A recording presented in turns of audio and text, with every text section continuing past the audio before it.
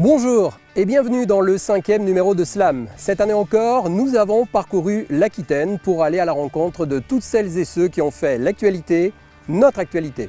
Avant de prendre la direction de Pau pour y rencontrer l'équipe de France masculine, eh bien, je vous propose de débuter ce magazine avec une jeune joueuse native du Lot-et-Garonne, la meneuse Romane Berniès. Salut Romane. Salut. Alors tu as quitté précisément notre département, ou le département de Lot-et-Garonne, voilà déjà plusieurs années. Tu es l'une des rares joueuses de ligue actuellement à avoir eu sa formation loin de l'Aquitaine. Tu es partie à l'âge de 15 ans, c'est très tôt. Hein. C'est vrai qu'ici en Lot-et-Garonne, j'ai fait quelques sélections départementales qui m'ont amené à faire quelques tournois contre les Landes ou les autres départements de l'Aquitaine, on va dire.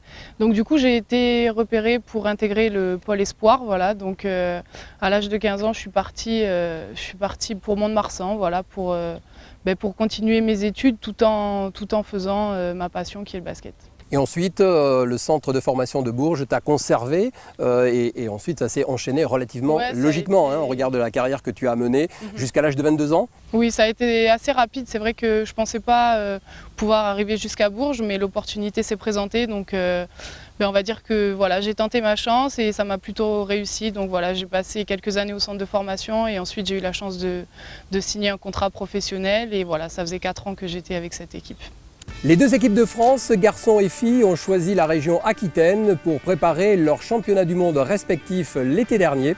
Il faut croire que l'on se sent bien chez nous, comme ces deux reportages le soulignent assez facilement.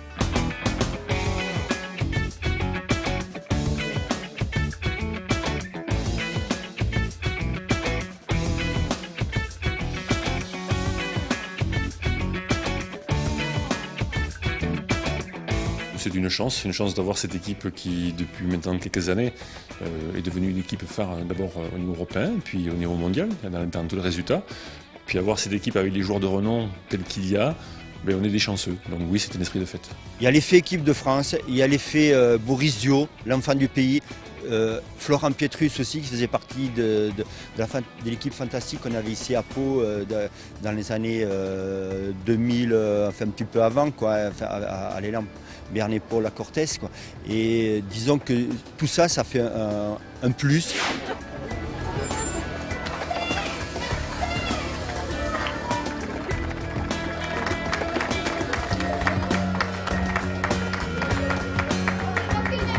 C'est la nouvelle génération qui a pris le pouvoir, hein, les Pietrus, Dio, et puis ça a suivi avec d'autres joueurs. On trouve donc dans ces équipes de France pas mal d'anciens. Maïmi est passé par chez nous. Thomas Hurtel a été formé ici. Donc voilà, c'est une tradition. Entre-temps, Claude Bergeau est devenu entraîneur de l'équipe de France pendant 4 ans. Donc il y a toujours eu un bon rapport avec l'équipe de France. Et il est évident qu'aujourd'hui, avec des Pietrus et des Dio qui sont à tête de proue avec Thomas Hurtel, on parle encore de Pau.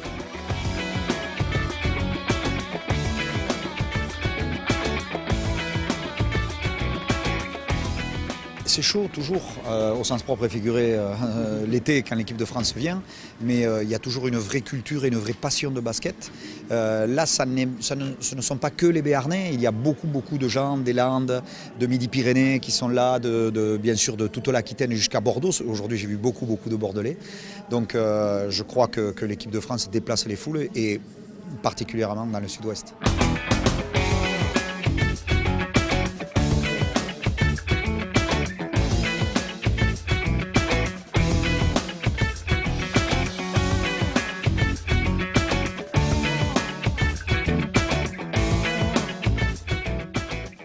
Pour créer une histoire, il faut aussi se la raconter un petit peu, cette histoire-là. Et en 2009, l'équipe de France était en une grosse difficulté. Elle devait gagner des matchs pour se qualifier pour une championnat d'Europe. Il y a eu 3 matchs décisifs ici. Et nous avons présenté un projet à la fédération qui consistait à dire soyons la rampe de lancement vers Londres 2012. Ça a pris. On est devenu un petit peu le Clairefontaine, le Marcoussis, des autres sports. Et les gens aujourd'hui ont un point de base, un camp de base, et ils trouvent une sérénité dans ce palais des sports et sur la ville de Pau. Bon, juste savoir qu'est-ce que ça vous fait de revenir déjà à Pau. C'est quand même une salle particulière pour vous? Oui, bien sûr, toujours content de revenir à Pau. J'ai passé trois belles années ici, donc ça me fait plaisir de revenir, revoir le public, revoir les gens d'ici. On a l'impression qu'il y a un rapport quand même privilégié entre l'équipe de France et cette salle de Pau. Vous confirmez? Comment on peut l'expliquer? Oui, la salle, la ville, parce que ça fait maintenant 5-6 ans qu'on fait toutes les préparations et les débuts de préparation d'équipe de France ici.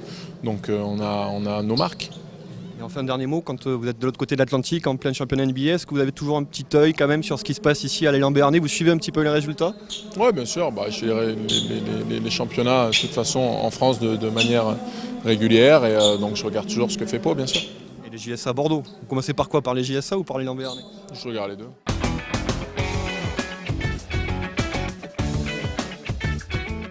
Depuis 5-6 ans, nos effectifs au niveau du département, on a dû augmenter à peu près entre 700 et 1000 licenciés dans cette période-là.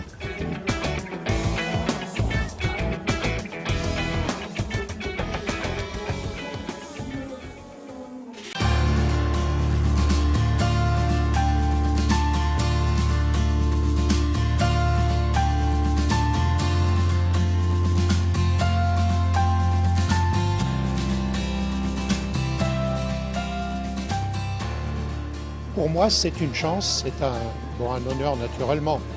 On ne reçoit pas l'équipe de France tous les jours. Là, ça fait plus de 20 ans que ce n'était pas arrivé. Et un plaisir, parce que ce sont des filles, moi personnellement, je les adore, parce que ça correspond à l'état d'esprit qu'on veut transmettre auprès des jeunes, une disponibilité qui ne tient pas compte des différences. Ces filles-là sont des championnes, elles sont accessibles à tout le monde. Pour moi, c'est l'idéal.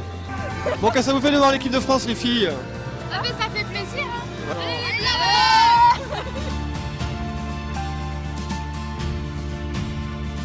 En tant que spectateur, entre guillemets, en dehors, elles ont un aura qui est incroyable avec une dose de sympathie qui est très très importante. Et je crois que ça, elles le doivent qu'à elles et je pense que ça va continuer parce que bon, voilà, c'est des filles qui ont les pieds sur terre et je crois que le public s'y reconnaît parce qu'ils voient qu'elles ne trichent pas. On n'a pas pu trop se balader. Il y a quelques joueuses qui sont parties faire une visite aux grottes de Lascaux, mais bon, ça a été raccourci parce que voilà, il y a des choses qui se greffent, donc des fois c'est pas toujours évident et on aimerait avoir un peu plus de plage de repos pour justement profiter. Mais ça, la coach n'est pas forcément d'accord. Toujours de l'émotion à revenir en Aquitaine parce que j'ai passé 3 belles années au Temple-sur-Lot. Pareil, dans un contexte très agréable, avec des conditions exceptionnelles. Qui sont celles du Temple-sur-Lot. Et puis voilà, avec une aventure aussi humaine très intéressante. Ça donne vraiment un vrai contact avec les gens qui connaissent, les gens qui aiment le basket. Et là, on a eu l'occasion de faire des séances d'autographes. Et voilà, les petites gamines des clubs des environs sont venues. On a fait des photos. C'est des moments sympas qui ne sont pas forcément toujours réalisables dans des grandes villes. Et le fait de là, à un moment donné, d'être proche de villes comme ça qui ont plusieurs écoles de basket, c'est vraiment plutôt sympa pour tout le monde, quoi.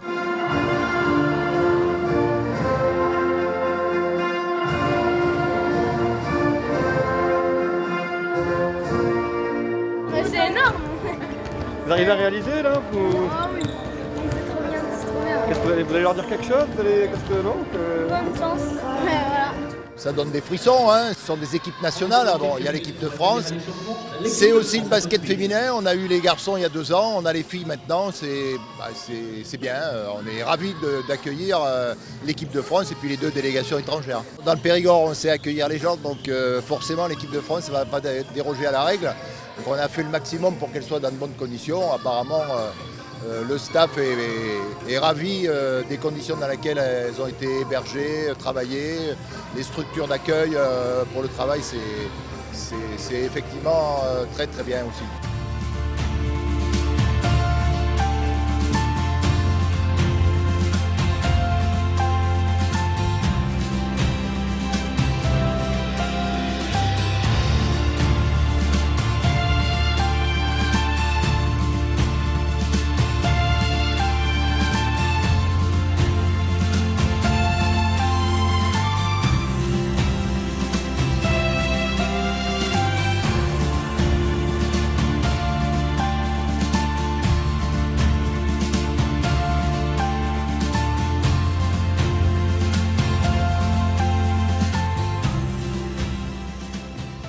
On est très bien reçus dans toutes les régions de France. Bon, c'est normal, c'est l'équipe de France qui se déplace et je pense en plus que les joueuses aiment partager avec leur public. Donc bon, il n'y a pas de frontières, les joueuses sont accessibles et je pense aussi que c'est appréciable pour les gens qui nous accueillent.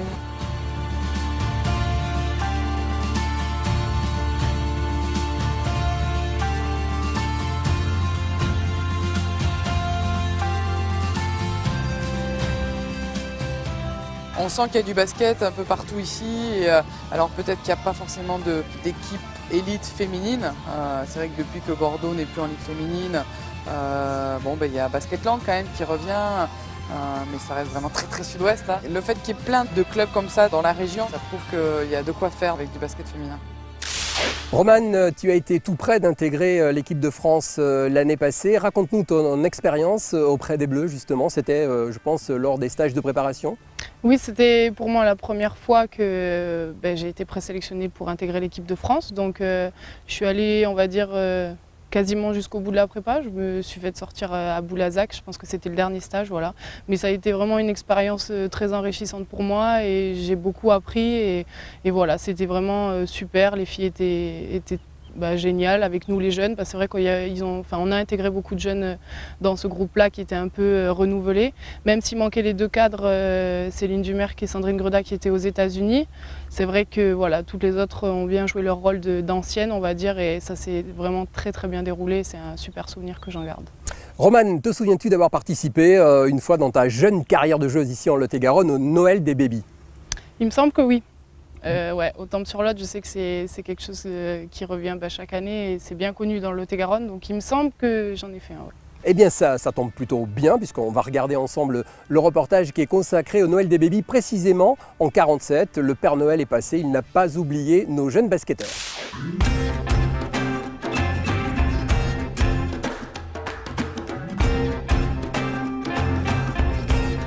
Nos petits basketteurs font leurs exercices. À la fin, s'ils ont marqué 1000 paniers, le Père Noël vient et leur offre un t-shirt, un ballon, un petit goûter. Voilà. Et comme ça, ils ont leur premier ballon de basketteur.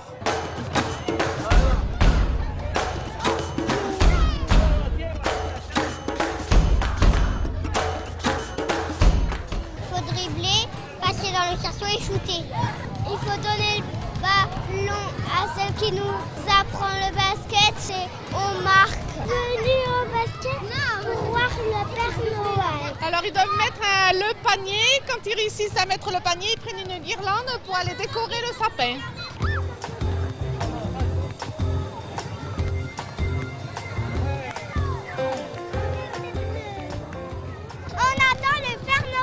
C'est une grosse manifestation puisqu'elle réunit tous les babys qui sont des enfants de 4 à 6 ans. Ici aujourd'hui au Temple-sur-Lot, ça leur permet de partager avec leurs camarades des autres clubs, sachant que les babys ne se voient que 4 fois dans l'année, pour l'automne, pour Noël, pour le carnaval et pour l'autre grosse manifestation de la commission qui est la fête nationale du mini-basket.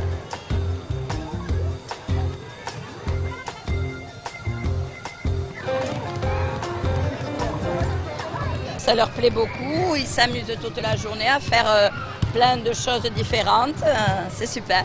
C'est un moment agréable, ils partagent tous ensemble la passion du basket avec le cadeau du Père Noël à la sortie.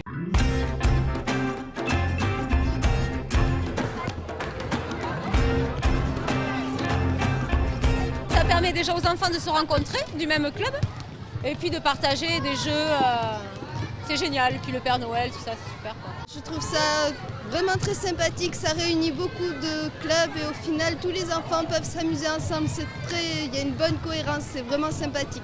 Je vous appelle là, les enfants ont bien travaillé, mais ils n'ont pas marqué 1000 paniers, ils n'en ont marqué que 999. Est-ce que vous pouvez quand même venir ?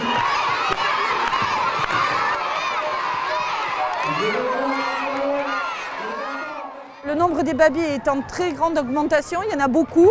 Il y en a plus de 439, m'a dit Christelle tout à l'heure. Et là aujourd'hui, 313 enfants présents en tout sur la matinée et l'après-midi. Moi je suis ravi de voir ces gamins. L'heure est venue pour nous de poser nos sacs en Gironde, à Sainte-Eulalie, puis Bassins, et d'évoquer l'ensemble des aspects liés au phénomène de la détection, de la formation, voire même de l'éducation. Allez, c'est parti. Allez, Baptiste.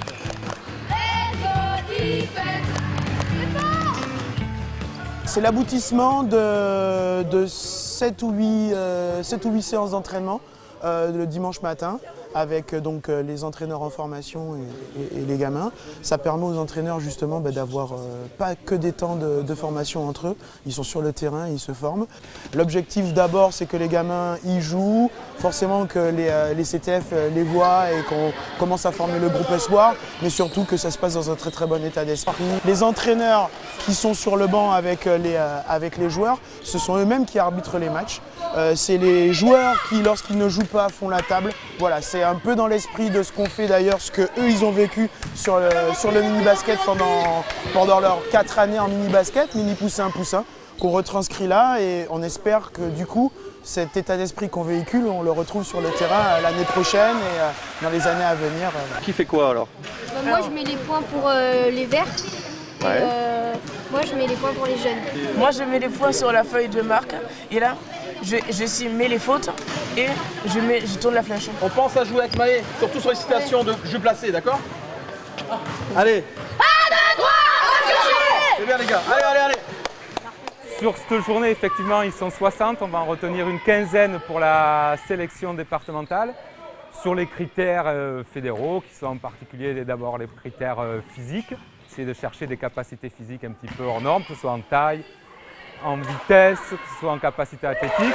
Des critères un petit peu plus mentaux, leur motivation, la capacité à vite assimiler des consignes.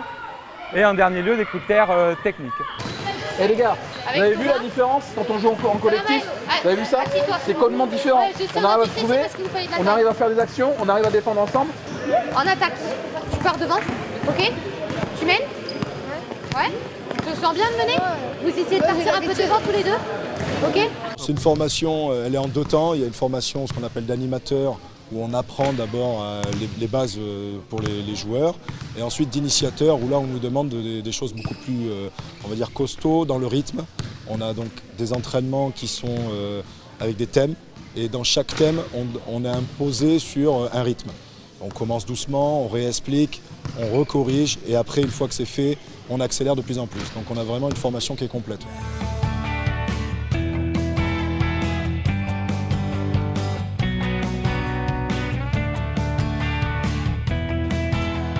On a trouvé intéressant d'allier la formation des entraîneurs à la formation du joueur, notamment parce que la formation de ces entraîneurs-là requiert de développer des compétences liées à ces catégories-là. Voilà, donc au lieu de travailler sur des adultes entre eux par exemple, où ces adultes n'ont pas forcément besoin de ces compétences-là, ces jeunes ont besoin de ces compétences et le travail est forcément beaucoup plus réel. Sur la défense, c'est toujours pareil. On reste devant. On est devant le joueur, on n'est pas derrière. Si on est derrière, on est en retard, il y a faute. On a un règlement adapté à cette catégorie qui favorise le jeu rapide. Et il nous semble que c'est intéressant que les gamins sachent jouer individuellement, dans l'intention et dans le jeu rapide. Voilà, ce règlement nous permet aussi quelque part de sortir le rôle du coach qui manipule le jeu et de rendre le jeu aux joueurs. Et qu'on ait des entraîneurs qui comprennent que le jeu doit appartenir aux joueurs et eux doivent être là pour aider ces joueurs à jouer dans ce sens-là.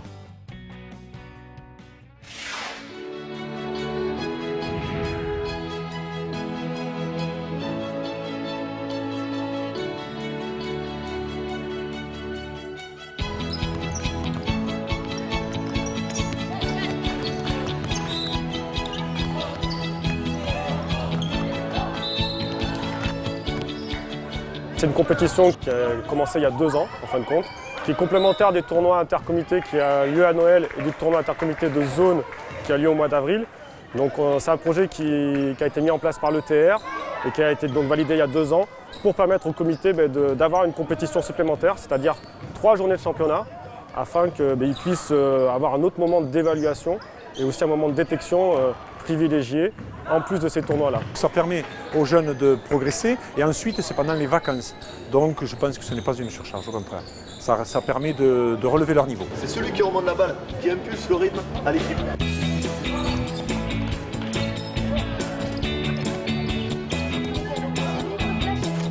Ça permet en fait de montrer ce qu'on travaille à l'entraînement, de pouvoir s'exprimer, de jouer au collectif et voilà, d'affronter une équipe différente que ce qu'on fait à l'entraînement. Donc qu'est-ce qu'on doit retenir sur ces matchs-là?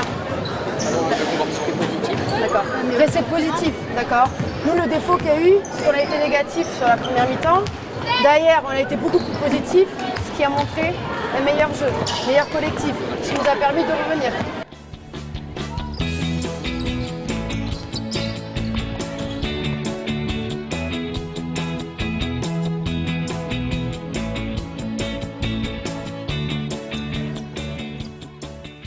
Je pense que c'est une bonne expérience pour les jeunes.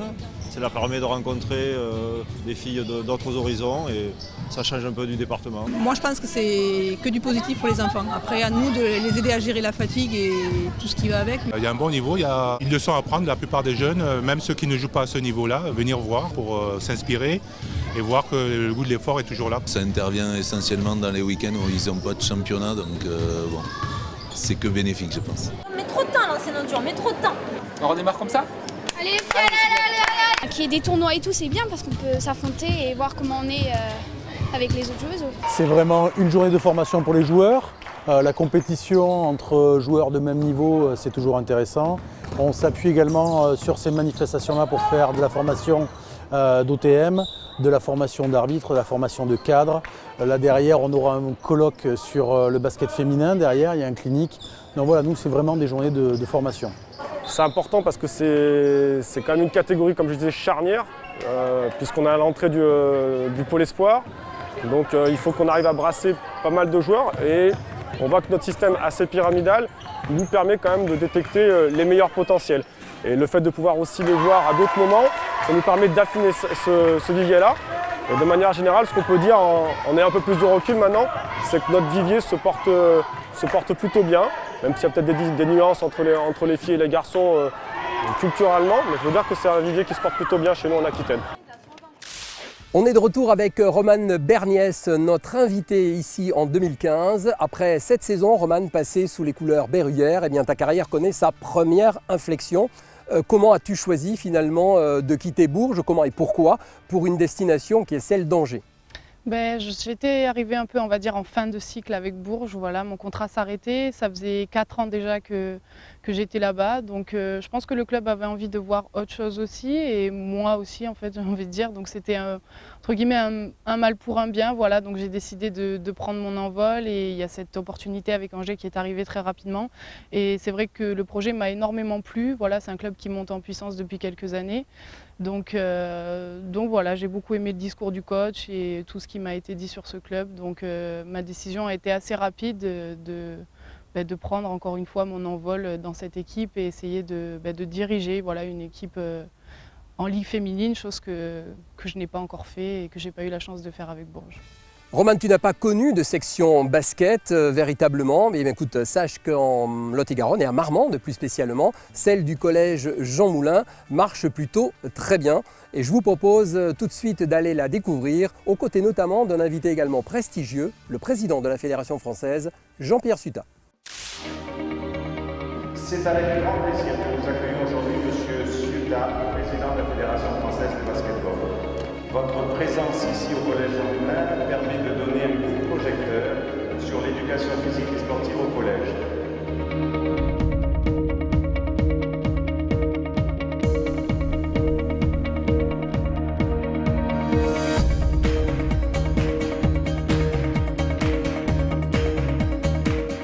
L'année dernière, on a commencé à monter le projet classe basket.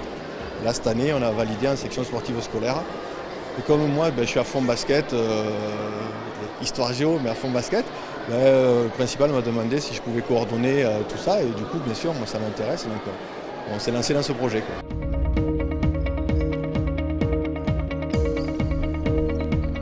Tout ce qui permet de regrouper les talents territoriaux, c'est important. Donc, cette initiative à louer, il n'y en a pas partout. En plus, quand il y en a, certaines ne fonctionnent pas très bien. Celui-là, il existe et en plus, il fonctionne bien. Ça reste des initiatives locales, c'est-à-dire que certains naissent, vivent quelques années et je dirais s'étiolent. Bon, l'important, c'est qu'il y en ait quand même beaucoup. S'il peut y en avoir globalement 3-4 par département, ce serait pas mal. Ça permet à un moment donné à des jeunes de s'entraîner davantage. Entre l'entraînement ici avec des cadres de qualité plus l'entraînement à club, c'est un plus. À cet âge-là, il faut faire des gammes. Et des gammes, ça nécessite du temps à passer avec des bons éducateurs. C'est le cas des sections sportives. Je suis venu là pour progresser et au début ça me plaisait pas trop et maintenant ça va. On a cours le matin et à 4h, jusqu'à 6h on a basket. Le mardi et le jeudi. Cette année on en a 25, de la 6e à la 3e, c'est-à-dire des jeunes qui ont entre 11 et 14-15 ans pour les plus âgés. A noter d'ailleurs que la plupart la quasi-totalité ont d'excellents résultats scolaires puisqu'on reste très attentif à leur réussite et c'est quand même important pour nous. Il y a une structuration officielle et très bien appuyée par le comité et la fédération, puisque nous avons aujourd'hui le président de la fédération française, donc une structuration solide et des moyens adaptés et dignes de ce nom. On ne cherche pas à faire des champions à tout prix, on cherche à faire des individus toujours en lien avec le sport et bien dans leur tête et bien dans leur peau. Cette année, on est passé que basket, de la 6e à la 3e. Et l'an prochain, on devient une section sportive. C'est la première du département, puisque Chaumier, c'est un centre de perfectionnement. Et nous, on est heureux, enfin, de mettre une section sportive basket en Lot-et-Garonne. C'est la première et j'espère qu'elle va être suivie de d'autres. La formation des joueurs est une chose, celle des jeunes entraîneurs ou techniciens soucieux de trouver un job via un brevet professionnel en est une autre. Le BPGEPS séduit et rassure. Pourquoi et comment? Eh bien, on file tout de suite à Mont-de-Marsan. Pendant 15 ans, il y a eu une formation en contrôle continu de connaissances pour le brevet d'état d'éducateur sportif. Donc effectivement, c'est un souci qu'il y a toujours eu et qui est ancien, de former des cadres pour les clubs aquitains. Donc on répondait en fait à un besoin. Et depuis 2012, le brevet d'état s'est arrêté. Donc on a attendu que se mettent en place les nouvelles formations et le BP arrive donc, le brevet professionnel de jeunesse, éducation physique et sportive dans la mention basketball arrive donc à point nommé pour répondre à ce besoin et à la demande des clubs. Alors on a voulu en fait des intervenants qui soient au plus proche de la réalité du travail, mais qui ont aussi une expérience à tous les niveaux. Donc c'est vrai que la formation du BP en Aquitaine, on a voulu qu'elle soit vraiment d'un très bon niveau, pour répondre aux exigences des clubs. On met tout en œuvre pour qu'ils puissent devenir des salariés polyvalents et indispensables dans les clubs, à savoir avoir de l'activité sur le terrain, avec les jeunes et les moins jeunes, pourquoi pas, donc en termes de pédagogie, etc. Et qu'ils soient à la fois capables d'impulser une dynamique dans le club en développant des projets, en pouvant aider les dirigeants sur le côté administratif, et créer des passerelles ou récupérer des partenaires, que ce soit partenaires scolaires. C'est pas que centré sur le basket, donc c'est ça aussi qu'on cherche. Ouais. C'est les enfants, tout ce qui est ludique, mais il y a aussi des compétences vraiment centrées sur le basket, l'administratif, tous les partenaires, associations, non, c'est très complet. Ouais. Et les formateurs ont l'air très bien. Ouais. Pour moi, j'ai pas beaucoup d'expérience pour l'instant. Et donc, vu les intervenants qui vont participer dans cette formation, tout ça, j'ai envie d'apprendre de tout le monde au niveau de l'écoute, de s'inspirer des exercices d'entraînement qu'ils ont, tout ça. Il faut faire d'ailleurs un rappel à la loi parce que certains clubs ont tendance un peu à oublier que lorsqu'ils emploient quelqu'un pour travailler sur le terrain et être dans l'animation et l'entraînement, ils ont la vocation d'aider ces personnes à se former et à devenir donc de vrais professionnels. La Ligue répond comme ça à un vrai besoin. On a aussi constaté que les clubs qui s'étaient dotés de salariés avaient considérablement augmenté leur nombre de licenciés, donc ça leur donne effectivement des moyens supplémentaires aussi, puisque leurs adhérents sont plus nombreux. Les cotisations depuis des années ont quand même augmenté un petit peu parce que les services sont toujours de meilleure qualité. Donc c'est vrai que le brevet professionnel est un diplôme qui contribuera à améliorer la situation de l'encadrement dans les clubs de l'Aquitaine.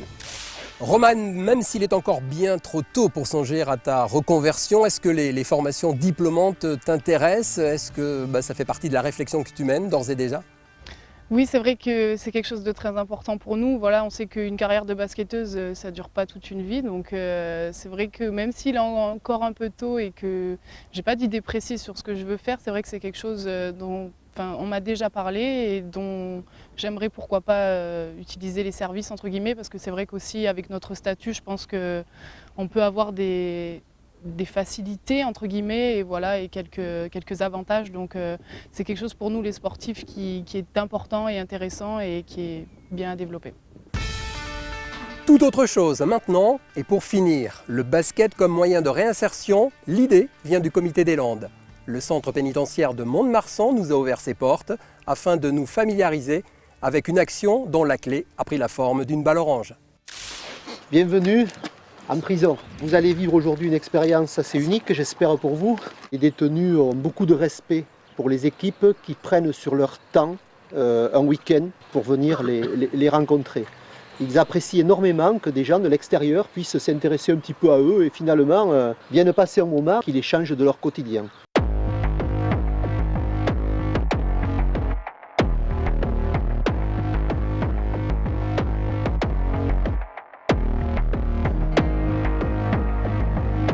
J'appréhende un peu personnellement parce que c'est pas tous les jours qu'on va jouer contre les prisonniers.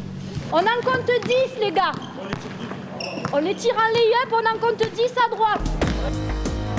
2 heures un samedi matin, ça leur permet par exemple de changer complètement de cadre, de côtoyer des gens de l'extérieur, sportifs aussi comme eux. Le point commun, c'est quand même qu'ils sont aussi sportifs. Et donc ça leur permet effectivement de se changer les idées, comme on dit, de commencer à penser à une insertion. L'idée étant que quand on démarre quelque chose en prison, c'est quand même bien de le poursuivre à l'extérieur.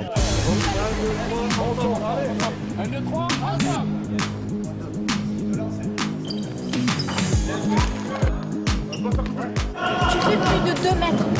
Plus de 2 mètres. C'est pas normal que tu mettes pas le panier là. Maintenant, la planche, il y a un petit carré. Ce carré sert à quelque chose. Je veux que tu shootes comme ça et pas comme ça. Tu tapes la planche. Et tu connais ton physique. Quand ton problème, c'est que tu as peur de faire mal.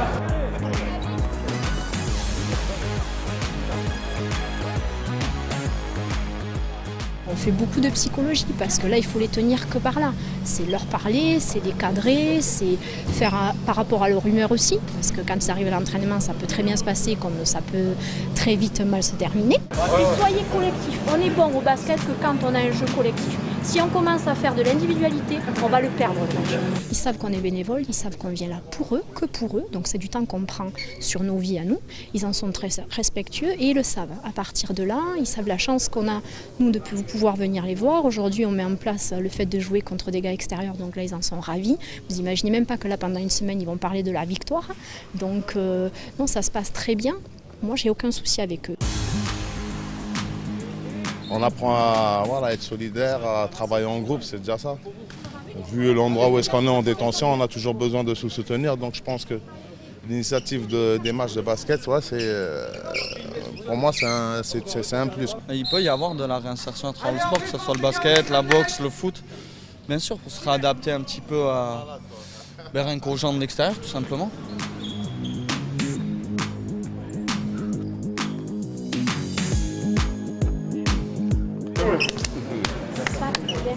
Et voilà, comment avoir le sourire des joueurs. On s'est battu à fond et voilà, on a réussi à l'emporter. Honnêtement, on est content. 1, 2, 3.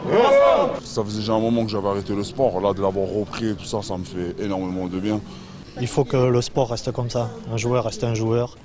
Et voilà, c'est très bien pour ces gens-là qui, même pour le sport, avoir des contacts, je pense que c'est très bien pour eux, c'est très bien pour nous aussi. Ça va être un match tout à fait comme les autres. Il faut faire abstraction un peu du contexte. Il y a toujours cette notion de respect, que ce soit de la part des détenus, des adversaires. Donc c'était un match excellent à arbitrer. C'est du sport, c'est aussi des détenus, donc clairement ça fait partie de la réinsertion. Et de suite, quand on m'a sollicité, le comité Basketland m'a sollicité, on a en fait participé financièrement pour que quelque part on amène les maillots et qu'on puisse les aider à construire ce projet. Il y a de la convivialité, il y a du respect, il y a de l'amitié qui se crée. Donc voilà, l'objectif est atteint. Les détenus vivent un moment qui changent de leur quotidien et qui les aident finalement à être mieux dans leur tête. Et donc quelque part, cette expérimentation, c'est faire en sorte que ces détenus-là, quand ils vont sortir, ils seront peut-être un peu mieux que quand ils sont rentrés. Voilà, c'est tout ça. Et pour nous, c'est aussi extraordinaire. Moi, j'ai l'habitude de dire, quand je viens ici, tous les 15 jours, je m'évade. Voilà, c'est la fin de ce magazine. Merci de l'avoir suivi. Merci Roman d'avoir accepté d'être notre invité. On croise les doigts pour ce qui est de ta carrière sous les couleurs d'Angers. Quel regard tu jettes sur la saison qui s'annonce maintenant à grands pas, à savoir la saison 2015-2016 ? Je suis très impatiente, on va dire, parce que c'est vraiment un nouveau challenge pour moi. Donc voilà, plein de nouvelles choses sont à découvrir sur l'année qui arrive. Donc voilà, beaucoup d'impatience et envie de commencer tout simplement. Voilà, alors tout comme Roman, eh bien tâchez de passer d'excellentes vacances parce que précisément la saison 2015-2016 arrive à grands pas. À bientôt, salut!